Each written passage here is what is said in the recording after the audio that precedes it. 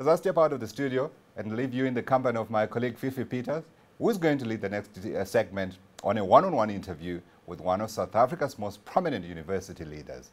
Please, thank you for watching. Fifi, you have it. Transformation in the education sector with Proffesor Tshilidzi Marwala, Vice-Chancellor at the University of Johannesburg.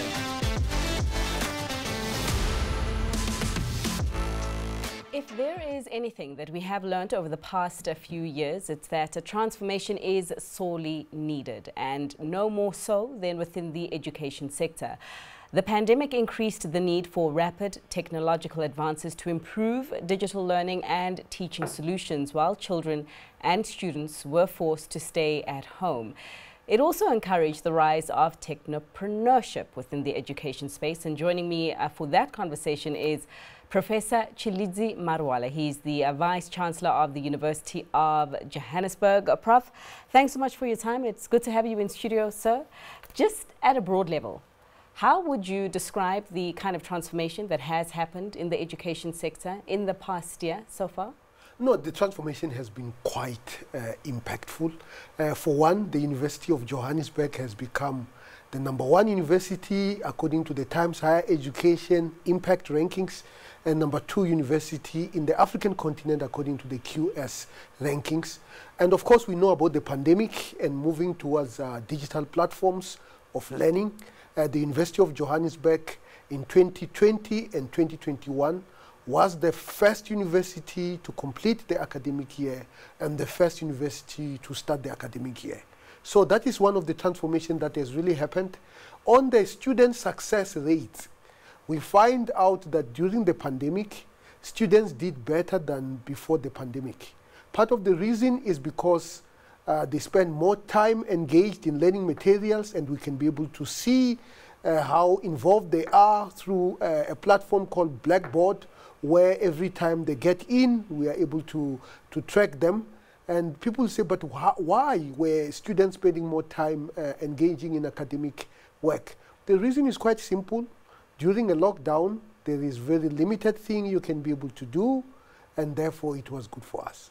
I suppose it was also good for students who did have access to the technological equipment to engage in learning still, and also had access to the resources like data to ensure that they could stay logged on throughout this period. And I'm going into the direction of the students who didn't, because what did come out throughout the pandemic was the number of students who didn't have access to these resources, and there was concerns about them being left behind. So when we talk about transformation also as it does pertain to inclusion, what progress do you think has been made on that front? Well, certainly at the University of Johannesburg, it was fantastic. Of course, we know that there are other universities that are not as wealthy as ours. All our students had devices. We bought 30,000 devices for our students. All our students had data that was loaded on the first day of the month. The University of Johannesburg was paying almost 10 million every month to get our students to have access to data. But we do understand that you have universities that did not have that capability. And of course, that is a situation where we as the community, whether as government, whether as industry, come together and ensure that no one is left digitally behind. Because we also saw the private sector coming to the party in this period in zero-rating certain fees that it did come to the cost of education and accessing certain sites. But you mentioned the fact that the students at UJ during this lockdown, they actually spent the time learning, and you had fantastic education rates or report cards that you reported. But now the most lockdown restrictions are off the table, in fact all now here in South Africa. And then the question becomes the learning methods that were adopted throughout the pandemic, particularly online learning and the use of the more digital and technological channels. Do you foresee the same success rates now that students have a bit more distractions, given that they can do a lot more, they're no longer locked down? We can learn from what worked during the pandemic. For example, at the University of Johannesburg, we are not going back fully on physical. So we have what is called blended learning. Much of the learning is happening in the classroom, but much of the learning is also happening in the digital platform, and this is very, very good. We have technologies such as augmented reality, virtual reality, that make some of the experiments much more accessible. You can be able to repeat it when you are at home because it is digital, whereas if it is physical, if you miss something, it's not exactly easy for you to go back to the lab to repeat the same experiment. You know? Sure. So there are very, very good lessons that we have learned.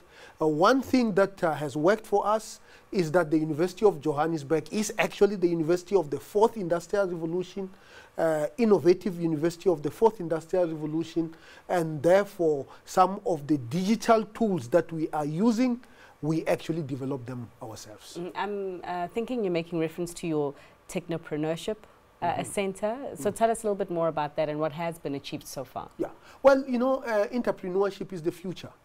We don't just train people to go and seek jobs. We also train people to go and industrialize our society. And and there are a number of things that have to be into place. Firstly, is the knowledge base, access to high-level experts at the University of Johannesburg, that the student entrepreneurs can have access to this. Number two, access to mechanisms of commercializing those ideas. The techno center where you can actually go there to get a patent registered with lawyers and advisors is there. And then we have a space that we have created in Devland.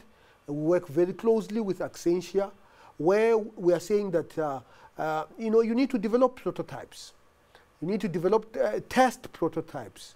Let's create a safe space where you have the tools, because some of the tools will require you to machine certain elements so that you can be able to take an idea into a product that you can sell to people and create jobs and contribute towards the economic expansion of our country. Sure. For students wondering, though, whether technopreneurship is for everyone, is for them, what is your response? Particularly those, I mean, who have strengths in the softer side of the academics, in the creatives and in the arts.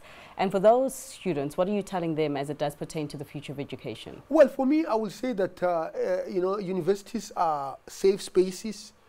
We do know that when you come, some of them don't even know what they're going to do, and some of them are not even going to do what they qualify to do. So it is a safe space for you to try ideas, to try things that would really work for you. You know, try entrepreneurship. Our classrooms encourage that. You know, try job shadowing. You know, and then you will be able to decide. As a university, we want to give you the options to try things so that you can select from an informed position as to what you want to do.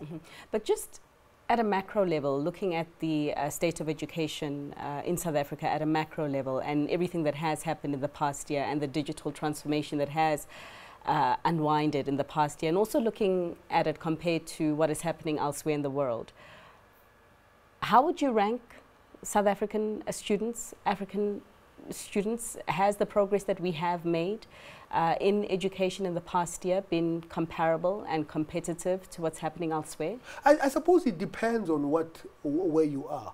Urban areas in South Africa seem to be making more headways than rural areas, you know. Urban universities seem to be making headways than rural universities. Urban schools, especially private urban schools, seem to be doing well, better than rural public schools, and so on and so forth. So what we have to do as government, as a society, is to make sure that the best practices that we have observed in spaces where things work are actually taken to spaces where things are not working. Now, you wanted me to give a score, you know. How do we score ourselves? I think more can be done. Sure. Absolutely more can be done, and more should be done. And I think the universities have a significant role to play. our objective and our responsibility is not just to be a critic, but also to be part of the solution. And there are many good things that we are doing. For example, with the city of Johannesburg, we have agreed on a voluntary program for our students who are going to go into spaces to contribute, whether it is in IT, whether it is in meter readings, and so on and so forth. Again, this is an example of what universities can be able to do. So essentially job opportunities. Absolutely. Yeah, which many young people in this country are hungry and are really thirsty for, just given the level of unemployment. So how are varsities trying to solve for that? Just particularly when you hear the private sector saying that the graduates that are coming out of the school system don't necessarily have the skills that the private sector does need. Just your take on addressing the unemployment challenge, particularly when it does come to youth unemployment. No, absolutely. I mean, one of the things obviously is to partner with organizations so that we can place our students. Very, very important, you know. Another one is to make sure that the curriculum respond to the changes that are happening around us, the changes of the fourth industrial revolution. For example, at the University of Johannesburg, now it is compulsory for all our 50,000 students to take a course in artificial intelligence, so that they are digitally literate and are able to navigate these new spaces. So it is an array of things that ought to be done in order to deal with the problem of unemployment. Of course, the big issue with regards to unemployment is the issue of economic growth. Our economy is too small for a country of 60 million people, and the reason for that is because our productive forces have somehow become less competitive, and as a result of that, things that we would normally make in South Africa just 30 years ago, we no longer make, we import them. We need to change that, and our education system must be able to support that. It has to be orientated also towards making things, testing things, changing things. Innovation is about looking at something and say, what is missing? How do I change it so that it meets whatever is missing? All those things need to happen in our classrooms. Yeah, certainly that is transformation, that example that you've spoken about in terms of all students having to take a course in something related to artificial intelligence, all 50,000. So thanks so much. We'll leave it there. That was Proffesor Marwala. He was giving us insights into the future of education as he does see it. He is the Vice-Chancellor of the University of Johannesburg.